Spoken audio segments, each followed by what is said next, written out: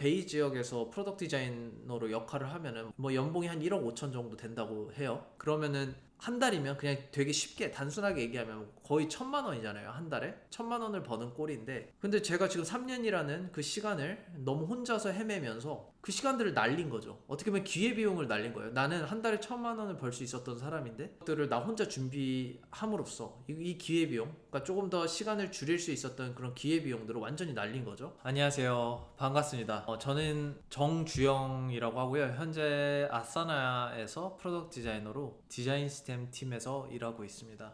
이전에는 이제 구글 맵 AR 경험을 디자인하는 디자이너로 일을 했고요. 지금 들어보면은 굉장히 평탄하게 제가 커리어를 프로덕트 디자이너로 일을 시작했다라고 생각하실 수도 있는데, 사실 저는 좀 이 과정이 굉장히 힘들었거든요. 저 같은 경우에는 31살에 광고 디자인으로 학부를 졸업하고 그 뒤에 이제 모든 것들이 전체적으로 디지털화되고 있잖아요. 그래서 그것들을 보고 이제 커리어를 전환을 프로덕트 디자이너로 해야겠다라고 결심을 했어요.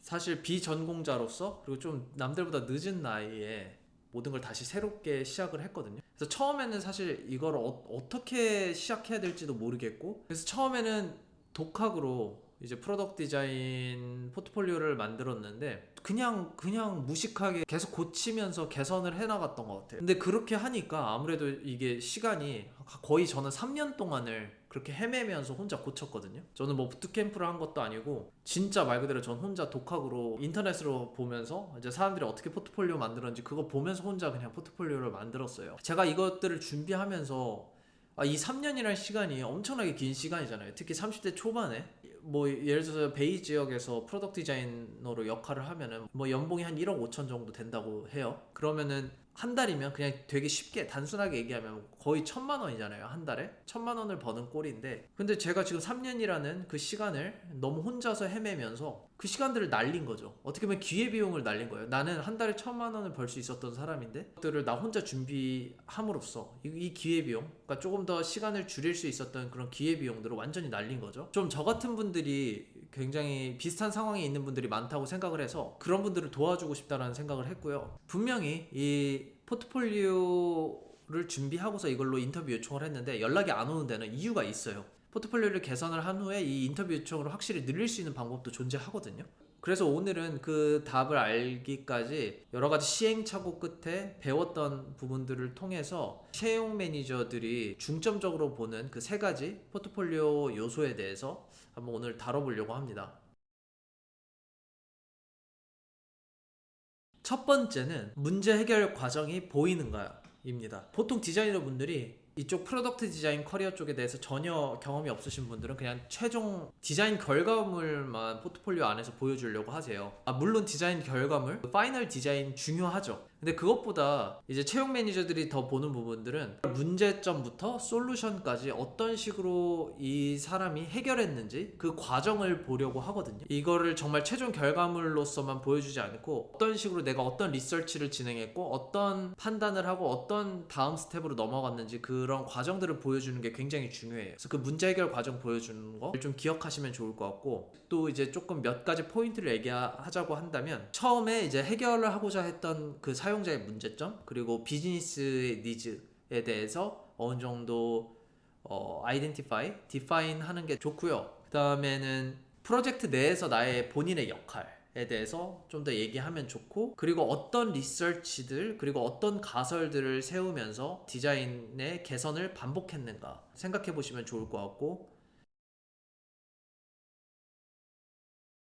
두 번째로 디자인의 완성도와 디테일이 충분한가. 아무리 프로덕트 디자인에서 사용자 경험, 뭐 UX적인 측면에서 디자인을 보여주는 게 중요하다라고 얘기하지만 디자이너는 디자이너잖아요. 결국에는 디테일, 크래프트, 엑시큐션 이런 측면들을 보여주는 게 상당히 중요하거든요. 뭐 디자이너 분들 중에 너무 UX적인 부분에만 포커스 하셔서 정말 그런 디테일들, UI적인 부분이나 시각적인 부분을 너무 취약하게 그냥 하시는 분들이 많아요, 포트폴리오 안에. 그거는 조금 잘못 생각하시는 것 같아요. 특히나 요새 트렌드가 조금 더 그냥 UX적인 건 너무 기본적이고 누구나 다 잘하는 거라고 생각하고, 거기에 플러스 그런 크래프트적인 부분이나 엑스큐션 부분 보여주는 게 너무 중요하다고 생각하거든요. 그리고 막 이렇게 시스템적인 사고로 이걸 UI를 만들었는지, 그러니까 확장 가능한, 재사용 가능한 그런 부분까지, 그런 시스템적인 부분까지 고려했는지를 되게 많이 보기 때문에, 그래서 제가 몇 가지 블랙 포인트로 얘기하자면, 사용성과 접근성, 그 액세서빌리티를 고려한 명확한 UI, 그 다음에 비주얼적인 측면에서 타이포그래피, 컬러, 뭐 아이콘, 뭐 이런 스페이싱, 구조들을 고려하면서 디자인했는지, 그리고 디자인 시스템 사용 여부와 액세서빌리티에 대한 고려가 들어간 디자인인지, 그런 것들을 좀 생각해보면 굉장히 좋거든요.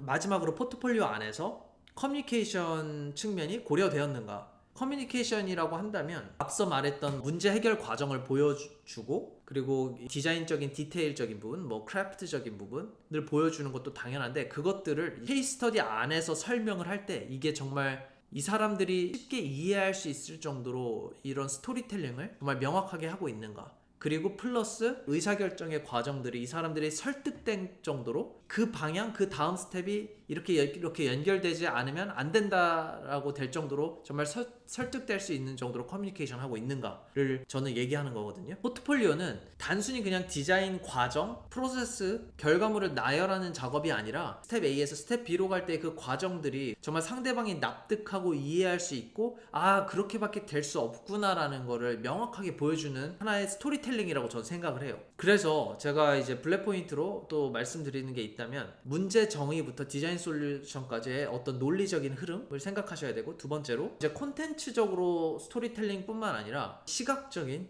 비주얼적인 부분으로 커뮤니케이션이 그게 같이 연결이 되는지, 그리고 세 번째로 디자이너로서 그런 의사결정의 과정, 그런 사고의 과정들이 명확하게 포트폴리오 안에 녹여 있는지, 그런 부분들을 생각하시고 포트폴리오를 만들면 좋을 것 같습니다. 결론적으로 종합을 하자면, 포트폴리오라는 거는 무엇을 내가 어떤 걸 디자인했다라는 걸 딱 보여주는가, 이것도 맞아요. 근데 그것에 더해서 내가 이걸 어떻게 디자인을 했는가를 보여주는 하나의 채널이라고 저는 생각하거든요. 보는 사람의 채용 매니저의 입장으로 봤을 때 이게 설득이 돼야 되는 거예요. 그래서 꼭 이 세 가지를 포트폴리오만 하실 때 이제 질문을 해보시면 좋은데, 첫 번째는 나는 어떤 문제점을 어떻게 사고하고 그거를 해결했는가, 두 번째는 내 디자인에 정말 그런 크래프트적인 부분과 정말 디자인 디테일적인 부분을 담고 있는가, 세 번째는 나는 이 이야기를, 이런 의사결정의 과정들을 얼마나 명확하게 전달하고 있는가. 정말 제가 앞서 말했던 이 세 가지를 기억하시면서 디자인을 하신다면, 단지 본인의 디자인이 포트폴리오가 이제 눈에 띄는 걸 넘어서서 채용 매니저에게 기억에 남는 디자이너로 남으실 거예요. 정말 오늘 이렇게 또 영상 봐주셔서 감사하고요. 또 앞으로 제가 더욱더 이제 포트폴리오 관련돼서 좋은 내용들을 많이 업로드 하려고 하니까 구독 부탁드리고 팔로우 부탁드립니다. 감사합니다.